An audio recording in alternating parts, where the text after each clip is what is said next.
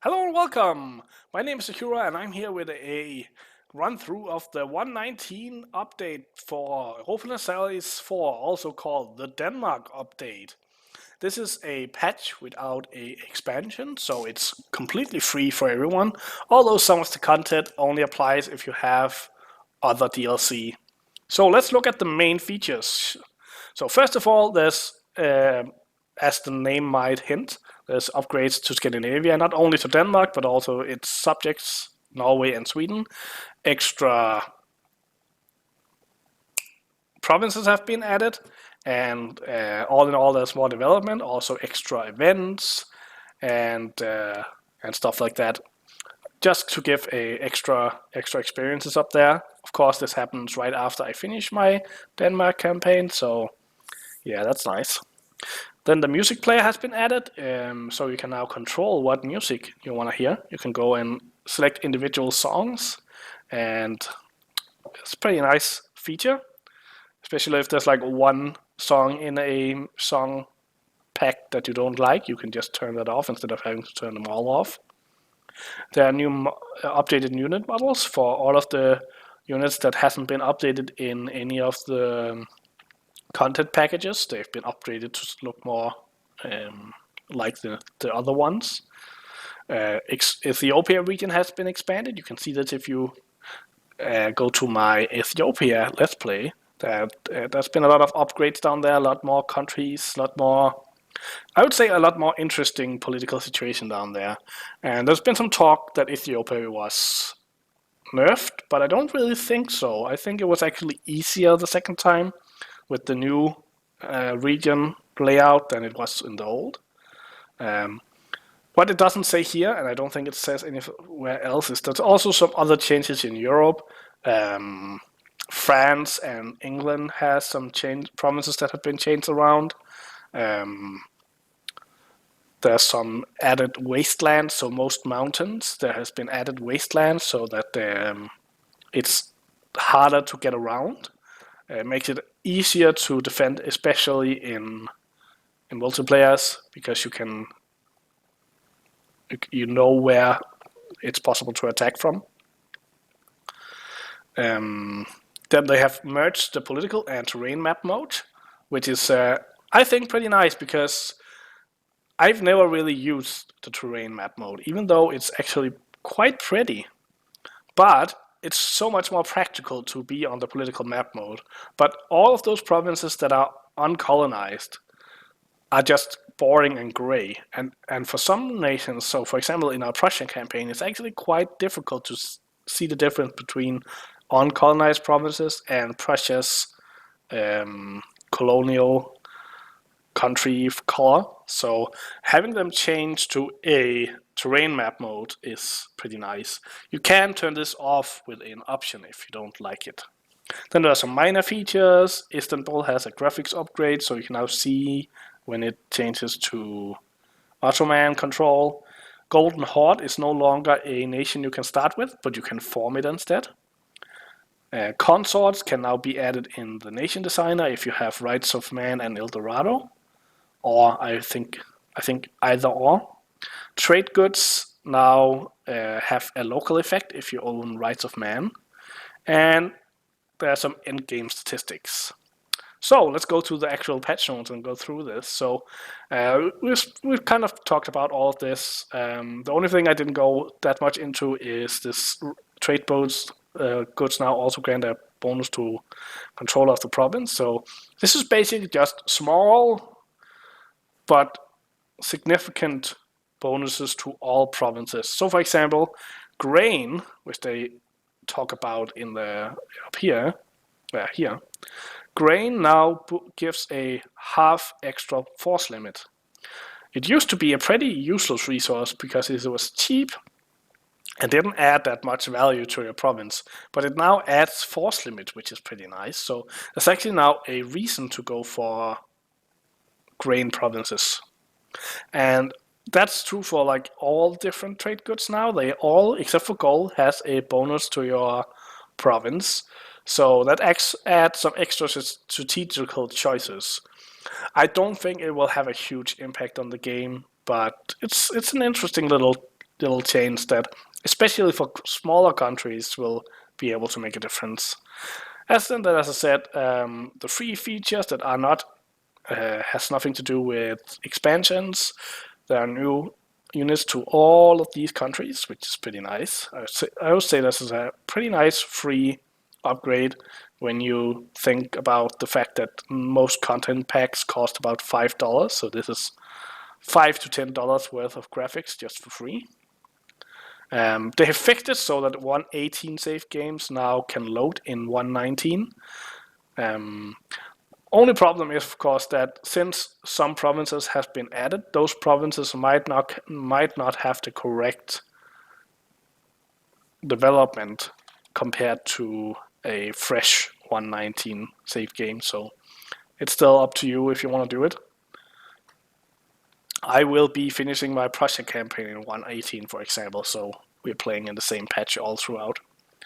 You can now limit the ledger when you're playing multiplayer, so that you can see treasury, income, ships, armies, manpower, and sailors, which I think is pretty realistic. It would then be nice if they added some kind of limit, so that if you had, let's say, 50%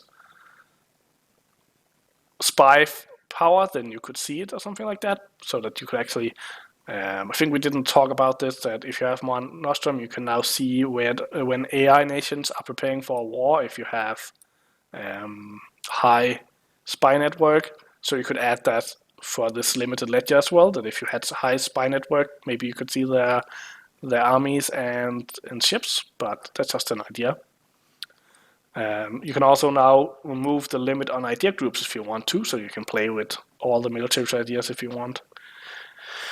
Another nice, I think this is a nice option. You can now force people to give up a rival.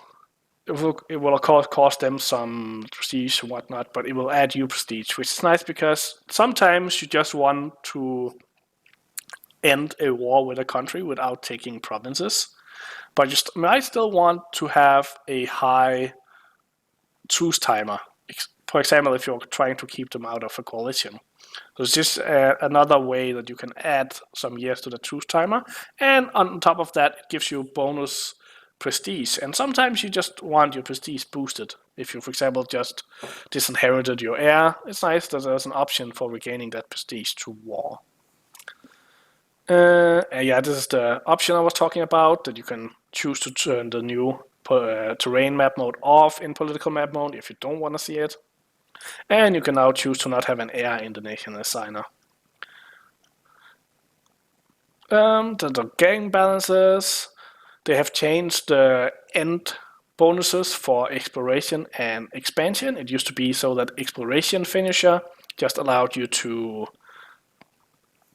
attack all primitives in the colonial regions, and it has now been changed so that you can, if you have the exploration finisher, you can fabricate claims on another content than your capital if it is in a colonial region. So basically what it means is, if you are a European or African or Asian nation, then you can fabricate claims on colonial nations, that is any nation in North or South America, without being adjacent to them. So yeah, that's changed. And the same for expansion, where that used to be a automatic casus belli against everyone in Asia. It is now gives you the ability to fabricate claims in any trade company region, and you can see them on the map. There's now an impact on your score if you don't have all your forts maintained, which I think is a nice balance for multiplayer. Colonists have been changed, so just to understand this, there are two ways you can grow your colony. One of them is settler increase, which is a number you can see on your administrative screen, and that is increased through different technology and stuff, but this is a set number. Let's say it can be 55, then you add 55 colonists every year. But on top of that, if you have one of your colonist guys in the colony, there's a chance every month that he will add a bunch more. It used to be that the bigger the colony were, the higher the chance that he would add the people to it. And that has now been reversed. And what they're saying is that it gives more tactical choice. So basically, it used to be that you would always keep your colonist as long as possible. The only reason to move him before a colony was done were to have more colonies than you have colonists. But there's now a choice where you can see, okay, now my colony has grown to 75%. So in order to maximize the use of my colonist, I now move him to a new colony where he will add more colonists than he would in this one. So I'm not sure if I agree with this. It makes it harder to colonize, and I guess if that's all you're doing, then there's some nice extra things to do. But usually when you're a colonial nation, you will be doing wars on the side, and this just makes it harder to play optimal. I don't know how big the game impact will be, but we'll have to see. So now if you dishonor an alliance call, you also get -1 diplomatic reputation. This is pretty big. It means that you have to be more worried about which alliances you keep, because -1 diplomatic reputation means it's harder to make new alliances, means it's harder to annex your subjects, stuff like that. So this is actually, I think it's a really good change, but it's also something you need to worry about. Some effects that's been doubled. Breaking an alliance now costs 5 trust. Variable desire from development is no longer a fixed value, but instead 0.25 per development. This is really nice because it's basically, before it was a hidden limit, so you would add 1 province to them, and suddenly they just didn't want to be your vassal anymore. And now we can kind of say, okay, I'm going to add 20 development to them. How much will that actually affect their liberty desire? So it's always nice when you know ahead of time what will happen instead of finding out afterwards. Also, they have made courthouses and town halls actually do stuff. They now reduce state maintenance, so you can earn some money from adding them. On top of, I think, they no longer affect unrest at all, so they now just reduce state maintenance, so they can make it cheaper to maintain your states. I don't know how much money this will make, but hopefully this will be visible on the display, so you can see how much money it will make you and kind of balance that towards building a temple or stuff like that. Fleets on trace missions in the same node should now be faster to merge. So this is really nice because they added it so that you no longer have to force them to merge manually. But sometimes it would take years before they merged. So apparently they tweaked the AI so it's now nicer. You now also get extra score for being a great power, which I guess is nice for multiplayers. So you can no longer annex or integrate someone if a province is occupied. I guess that makes sense.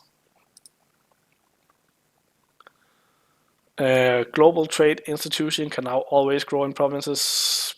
I don't know what the change is here. So yeah, I guess this is just like a tweak in their code. Apparently they were biased to spawn in provinces that had a low index number, and that shouldn't be the case. This is a big one. Terrain no longer reduces combat width. So it used to be that if you were fighting in plains or farmland, you could have your full combat width. If you're fighting in forest or hills, it would be reduced by 25%, and in mountains, it would be reduced by 50%. So this means that if you have a smaller army than your attacker, you could maybe get around the flanking penalties. This has been changed, and the argument from Paradox is that usually this would just lead to longer combats and not really do that much on the casualty numbers. I'm not sure how big of a difference this will be. It certainly makes it much easier to I don't know, I guess design your units, because you don't have to think about combat width anymore. It's just the same everywhere. So you can design your units to the combat width that you have, instead of thinking about, oh, will this unit act in mountains and so on and so forth. I'm not sure how bad this will be for smaller armies, but generally, even if you have a big army against a small army in the mountains, it will still be the numbers that has the biggest advantage. So I don't think it will be that big of a difference on actual casualties. So I think it will just save you some time. And in that case, it's a good change. I don't know what this means. If you've run into it, post a comment, and I would like to know. Forts occupied by third parties now actually don't block taking provinces in peace deals. This is interesting. So you can actually take a province even though it's occupied by someone else. But of course, you don't have the peace or the war score from it. So you can't get to 100% still, but you can just, it's nice that you don't have to rush against your neighbors if they are in a separate war from you. And corruption now also lowers unrest, so that's actually something to gain by getting into a high corruption, although I wouldn't recommend it still. Then there are a bunch of changes to the AI and the interface. If you want to check out these, I'm going to post a link to this patch note in the description. So hope you enjoyed this video. If you liked it, please consider hitting the like button and subscribing to my channel. Hope to see you in my future videos, and until then, have a good day.